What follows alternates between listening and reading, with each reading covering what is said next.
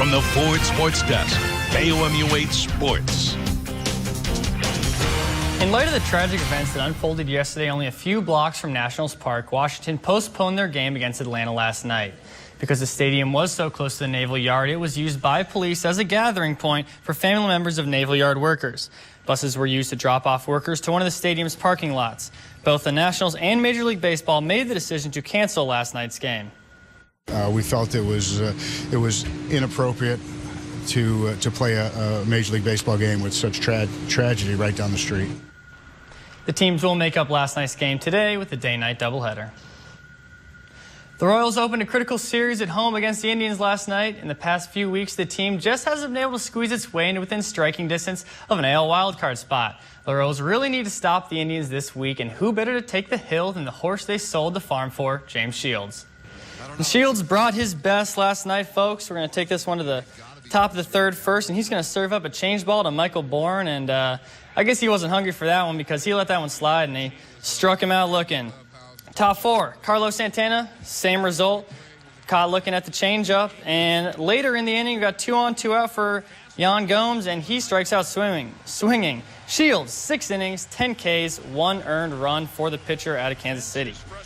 Now we're on to the bottom of the 6th. Royals up 4-1, and Emilio Bonifacio breaks his bat. Lonnie Chisenhall can't handle it, and David Lowe scores. That's going to make it 5-1.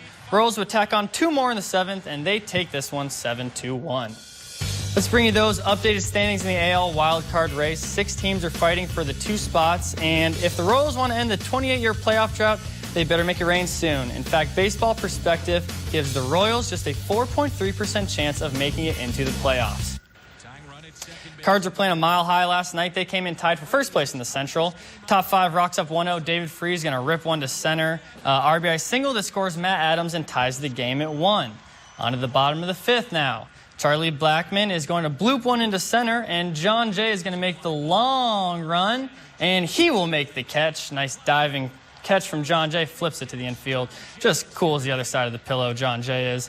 Bottom 8 rather, tied at 2 runners on the corner, and Willen Rosario is gonna, with an RBI single to left, Tulo will score for the Rockies. That is gonna give them the lead, and that is a lead that they would not relinquish. Rockies win this one 6-2.